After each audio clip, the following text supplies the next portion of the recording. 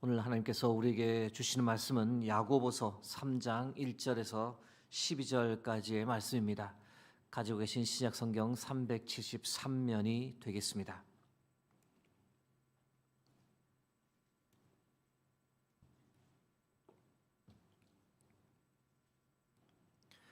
허락하신 말씀 교독하겠습니다. 내 형제들아, 너희는 선생된 우리가 더 큰 심판을 받을 줄 알고 선생이 많이 되지 말라. 우리가 다 실수가 많으니 만일 말에 실수가 없는 자라면 곧 온전한 사람이라 능히 온 몸도 굴레 씌우리라. 우리가 말들의 입에 재갈 물리는 것은 우리에게 순종하게 하려고 그 온 몸을 제어하는 것이라. 또 배를 보라. 그렇게 크고 광풍에 밀려가는 것들을 지극히 작은 키로서 사공의 뜻대로 운행하나니 이와 같이 혀도 작은 지체로 돼 큰 것을 자랑하도다. 보라, 얼마나 작은 불이 얼마나 많은 나무를 태우는가.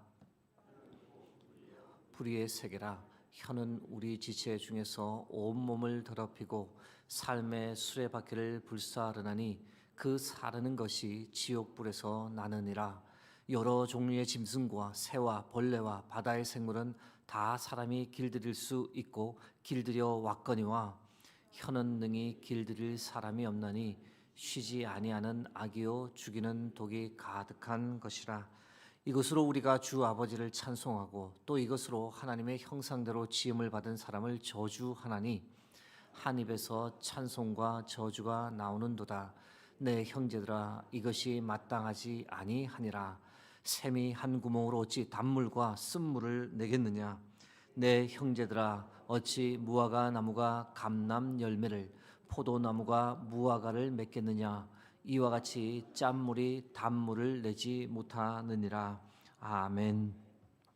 네, 오늘은 말의 은혜를 끼치려면이란 지하에 여러분과 말씀을 나누겠습니다.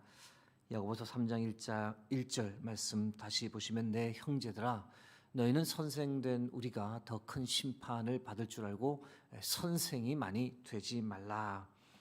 선생이 많이 되지 말라는 이 독특한 표현이 나옵니다. 선생은 협의적 의미로는 가르치는 사람을 뜻하지만 좀 광의적 의미로 보면 한 공동체를 이끄는 어떤 리더를 가리킵니다. 그들에 관해 야고보가 지금 무엇이라 말하느냐? 더 큰 심판을 받을 것이다. 그러므로 선생이 되려 애쓰지 말라, 리더가 되려고 애쓰지 말라는 겁니다.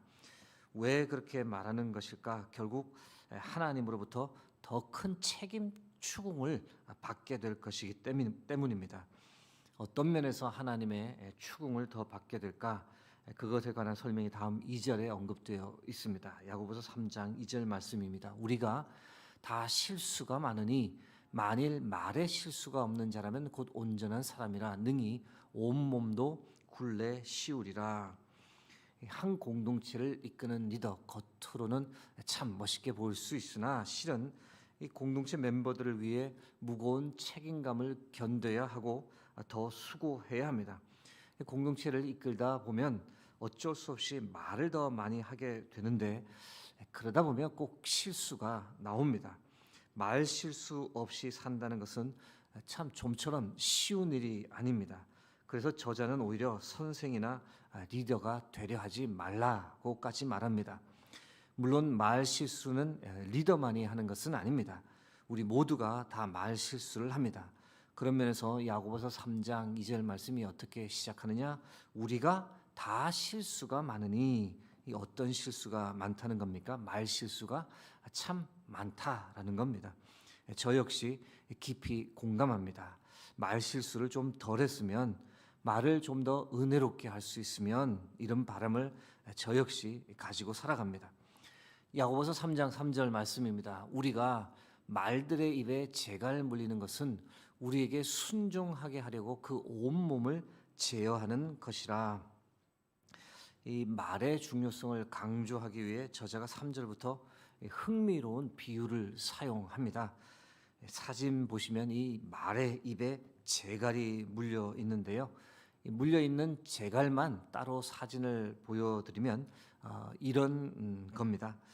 말의 크기에 비하면 제갈은 아주 작습니다. 뭐 아무것도 아닌 것처럼 보이는데, 그런데 이 큰 덩치의 말이 날뛰지 못하도록 주인에게 순종하도록 하기 위해 작은 제갈, 이것을 말의 입에 물리는 것은 필수적입니다.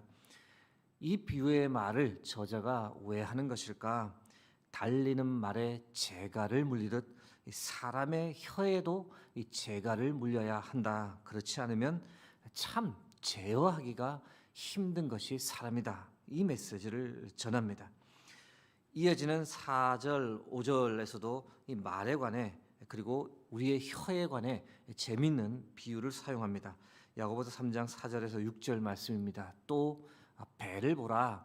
그렇게 크고 광풍에 밀려가는 것들을 지극히 작은 키로서 사공의 뜻대로 운행하나니 이와 같이 혀도 작은 지체로 돼 큰 것을 자랑하도다. 보라, 얼마나 작은 불이 얼마나 많은 나무를 태우는가.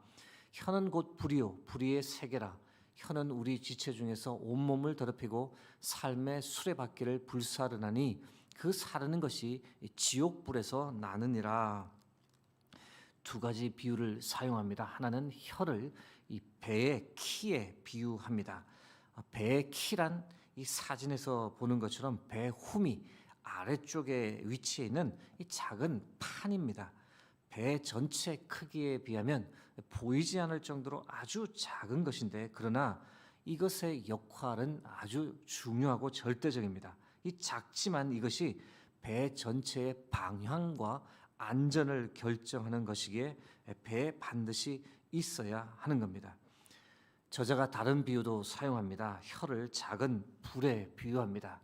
날씨가 건조해지면 어느 나라든 산불이 세계 곳곳에서 일어납니다. 자연 발화에 의해 산불이 시작되기도 하지만 때로 무심코 버린 담배꽁초 하나에서 산불이 나고, 그리고 그 산 전체 나무가 타버립니다. 돌이킬 수 없는 인명 피해와 재산 피해를 야기하는 것, 작은 불씨에서 시작됩니다. 혀를 배의 키, 작은 불에 비유합니다. 저자가 하고 싶은 말이 무엇일까? 혀라는 것이 참 작습니다. 우리 몸 전체에 비하면 아주 작고 보잘것없습니다. 입안에 있어 잘 보이지도 않습니다. 그런데 그 영향력이 어마어마하다는 겁니다. 아주 강력하고 파괴적입니다. 혀를 어떻게 사용하느냐에 따라 한 사람의 인생이 좌지우지될 정도로 강력합니다. 혀를 통해 시작된 사소한 거짓말이 다툼으로 번집니다. 심지어 한 공동체를 다 불태워 없앨 정도로 가공할 파괴력을 행사하기도 합니다. 그런 이유 때문에 혀를 잘 제어하는 것이 무척 중요하다라고 저자는 말합니다. 그런데 문제가 뭐냐? 혀를 제어하는 것이 사람 마음대로 잘 되지 않는다는 겁니다. 야고보서 3장 7절에서 8절 말씀입니다. 여러 종류의 짐승과 새와 벌레와 바다의 생물은 다 사람이 길들일 수 있고 길들여 왔거니와 혀는 능히 길들일 사람이 없나니 쉬지 아니하는 악이요 죽이는 독이 가득한 것이라. 혀에 관한 두 가지 문제점을 말합니다. 하나는 길들이기가 참 힘들다. 힘든 정도가 아니라 저자는 길들이기가 불가능하다라고까지 말합니다. 어느 누구도 혀를 길들일 수 있는 사람은 없다라고 단언하는데, 이 표현 참 우리로 하여금 무력감을 느끼게 합니다. 체념하고 절망감을 안겨줍니다. 혀에 관한 다른 하나의 문제점은 끊임없이 이 악을 내뿜는 겁니다. 독설, 이 험담, 비방, 거짓말, 뒷담화, 이간질 등 쉬지 않고 이 악을 뿜어내는 것이 바로 혀입니다. 그 결과가 무엇이냐? 주위에 있는 많은 사람들에게 상처를 주고 심한 경우 말로 사람을 죽이기까지 합니다. 참 절망적으로 느껴지는 메시지입니다. 더 절망적인 것은 무엇이냐? 다음 구절에 언급되어 있습니다. 야고보서 3장 9절에서 10절 말씀입니다. 이것으로 우리가 주 하나님을 찬송하고 또 이것으로 하나님의 형상대로 지음을 받은 사람을 저주하나니 한 입에서 찬송과 저주가 나오는도다. 내 형제들아, 이것이 마땅하지 아니하니라. 우리의 삶이 참 역설적입니다. 악을 내뿜던 입으로 또 갑자기 하나님을 찬송하는 거죠. 주일을 생각해 보면 교회 와서 예배를 얼마나 정성스럽게 드리고 은혜를 받는지 모릅니다. 하나님을 찬송할 때 모든 은혜를 다 누립니다. 그런데 교회를 벗어나 집으로 가는 그 길에 온갖 불평 불만을 끊임없이 쏟아냅니다. 이 사람은 어쩌고 저쩌고, 그렇게 다른 사람에 관한 불평 불만을 쏟아놓다가 이어져서 정치, 경제 모든 분야에 관해 비판 비난을 쉼없이 쏟아냅니다. 얼마 전까지 하나님을 찬송하던 입술이었는데 얼마 있지 않아 사람을 비판하고 비난하는 이 저주를 쏟아내는 입술로 금방 변해버립니다. 사랑하는 성도 여러분, 이것이 우리의 현실입니다. 하지만 그럼에도 불구하고 우리가 우리의 혀를 제어하기 위한 노력을 무던히 해야 합니다. 길들이기 참 힘들지만 길들이기 위한 노력을 멈추어서는 안 됩니다. 어떤 노력을 해야 할까? 야고보서와 더불어 다른 성경 말씀까지 고려해서 우리가 할 수 있는 몇 가지 노력을 나누고자 합니다. 말에 은혜를 끼치려면 어떤 노력을 해야 할까? 첫 번째, 듣는 것에 더 집중해야 합니다. 야고보서 1장 19절 말씀입니다. 내 사랑하는 형제들아, 너희가 알지니 사람마다 듣기는 속히 하고. 여러분, 잘 들어주는 것만으로도 말에 은혜를 끼칠 수 있습니다. 한마디 하지는 않지만 잘 경청하는 것 그 자체가 상대방을 향한 존중의 표현입니다. 가장 큰 사랑의 표현입니다. 사람들은 누군가 내 말을 잘 경청해 줄 때 그 자체로 감동을 받고 치유함을 받는 겁니다. 잠언 17장 27절에서 28절 말씀입니다. 말을 아끼는 자는 지식이 있고 성품이 냉철한 자는 명철하니라. 미련한 자라도 잠잠하면 지혜로운 자로 여겨지고 그 입술을 닫히면 슬기로운 자로 여겨지느니라. 말에 은혜를 끼치려면 두 번째, 더러운 말을 버리고 선한 말을 해야 합니다. 에베소서 4장 29절 말씀입니다. 무릇 더러운 말은 너희 입 밖에도 내지 말고 오직 덕을 세우는 데 소용되는 대로 선한 말을 하여 듣는 자들에게 은혜를 끼치게 하라. 불평, 불만, 뒷담화, 험담, 거짓말, 더러운 말은 입 밖으로 나가지 않도록 그런 말은 멈추는 훈련이 우리에게 꼭 필요합니다. 대신 어떤 말을 하기 위해 노력해야 할까? 선한 말, 감사의 말, 격려의 말, 위로의 말, 배려하는 말, 상황에 적절한 말, 부드러운 말, 지혜로운 말, 문제를 바르게 해결해 줄 수 있는 말을 하기 위해 우리가 부단히 노력해야 합니다. 당연한 이야기고 잘 아는 이야기인데 실천하기는 정말 힘든 겁니다. 말에 은혜를 끼치려면 세 번째는 진실된 말을 해야 합니다. 에베소서 4장 25절 말씀입니다. 그런즉 거짓을 버리고 각각 그 이웃과 더불어 참된 것을 말하라. 이는 우리가 서로 지체가 됨이라. 사실이 아닌 것을 사실처럼 떠들 때 그 말에 연관된 사람들은 당연히 상처를 받습니다. 이런 일이 너무 자주 일어나면 공동체가 위험해집니다. 여러분, 거짓말이나 근거 없는 소문이 떠돌지 않도록 우리가 노력해야 합니다. 대신 참된 것, 이 사실만을 전하기 위해 애써야 합니다. 더불어 부정적인 말보다 긍정적인 생각을 하고 긍정적인 말들을 나누어야 합니다. 이제 말씀을 맺고자 합니다. 사랑하는 성도 여러분, 우리의 혀, 우리가 내뱉는 말을 위해서 늘 기도할 필요가 있습니다. 우리의 입술에 파수꾼을 세워달라고, 혀를 잘 다스리고 훈련하는 지혜를 달라고, 말을 많이 하는 대신 말을 잘 듣는 사람 되게 해달라고, 이 새벽에 우리가 그렇게 하나님께 간구하기를 주의 이름으로 축복합니다. 함께 기도하겠습니다.